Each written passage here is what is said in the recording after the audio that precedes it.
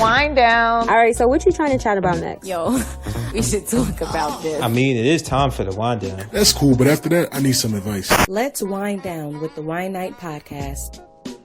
So, with that being said, I think we're all, or whoever's listening, you're most likely familiar with the phrase, some people in your life for a reason, some people life for a season, things like that, right? We're all familiar with that phrase or some version of that phrase. And with that being said, Nia and I, we've been, we have a lot of friends, people that, and also we have people that send us stuff, through the wind down and stuff like that. And came across this concept of moving on from certain friendships. Moving on, I'm not even gonna say friendships because, in my opinion, friendships never end. So, moving on from certain relationships. Whoa, that's interesting. I believe a real friend will never try to get away from you. A real friend will always be, no matter what. You can't end a real friendship. It may not be as, you may not see each other as much as you used to. You may not talk to each other as much as you used to, but a true friend will always be your friend. And that's why I don't believe in having that many friends. You know what I mean? It's only so many, right? We obviously we throw the word around. I'll talk about that's my friend, that's my friend, that's my friend. But when I talk about who my real friends are, when I think about what friendship means to me, there's only so many, right? Not counting your family, of course. So with that being said, I feel when I look at a lot of my peers' relationships and things like that, I see a lot of superficial relationships. And I also see a lot of relationships where one person is taking advantage of the other person in terms of, well, I'm going to just say whatever I want to say, or I'm going to just treat you however I want to treat you. I'm going to make quote unquote jokes at your expense just because I want to laugh, right? And things like that. And it's it gets to the point where people are so ingrained in this way of quote unquote friendship that they don't even realize that they have bad people around them. And they don't even move on from these things when they should. And it lowers our sense of self-worth and self-respect and things like that when we don't have a good idea of what a true friend is.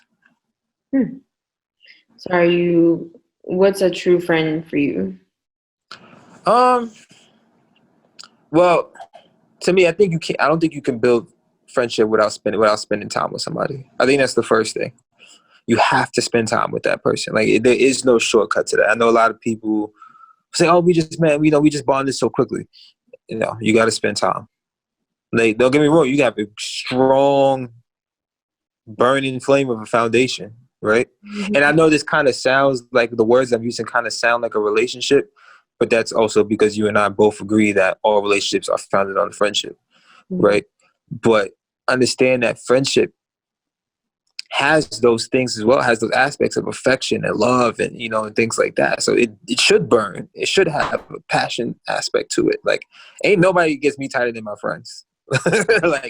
Nobody, right? So with that being said, a friend is someone that I spend time with. And another thing is a friend is someone that they let me be Mike. I think that's the number one thing I appreciate in my true friends. I tell you all the time, shout to Annie, because I tell you, Annie, we love you. One of my favorite things about Annie was and Kai, those two, they let me be me. And best Mike, worst Mike, whatever the case may be, they let me be me. And they embraced me, and they also held me accountable when I needed to do better, right? In their own way. You know what I mean? Some are extremely blunt, and they'll just tell me what it is, and some will be more affectionate and hand-holding and things like that. But I always know I can count on them to hold me accountable and things like that. And they make me better because I want to be good for them. When I think about, when I think about Kai and Andy and the things that, I was going through and that when I was with them in grad school and stuff like that, there were times I was just I can't bullshit right now because I want to make sure Kai and Annie are proud of me, right? And things like that. So those are the things how I would describe a friend. How about you? I think we definitely differ a little bit in terms of friendship. I used to base friendship off of how much time you have spent with someone.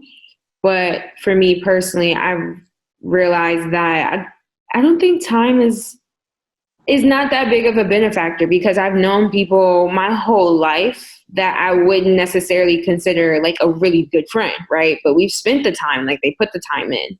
However, there are people that I've met within the last year, last 6 months, last yesterday that have like will ride for you, like to That's a fact.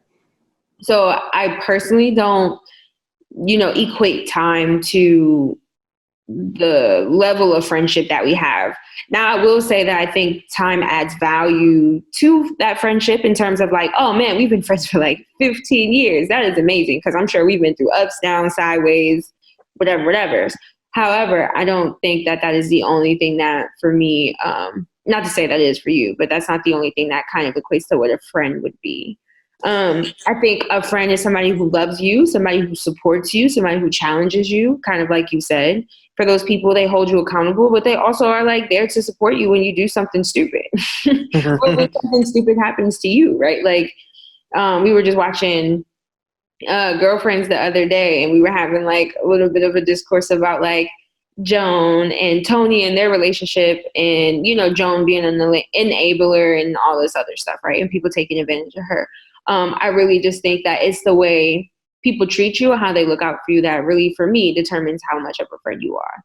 And no bullshit. So like my friends are able to come to me and say things in a very respectful way, but a very like true and blunt way, right? Like, I'm noticing X, Y, and Z. Are you okay? Because if not, I am concerned.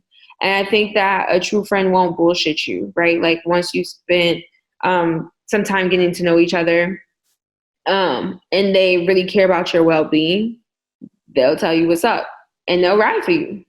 Sometimes right and wrong. You would hope it's more right than wrong. But at the same time, I've seen my friends do some wild shit and I'll still fight you for them. So it is what it is. It's funny you stopped that because as you were talking, I thought about that, right? Mm-hmm. And I thought to myself, I think another sign of a good friend is they might do something for you that after the fact, you tell them, yeah, you did that for me, but I wouldn't have done that for you. But it'd be all love. Like, oh, damn. No, I don't think I've done that. no, you have. But think about it, like with us, right? You know how we always argue about the fact that, like, Michael, how come you always be trying to avoid fights and I'd be ready to fight for you and I'd be doing all this stuff? And I'm like, damn, I wouldn't have done that.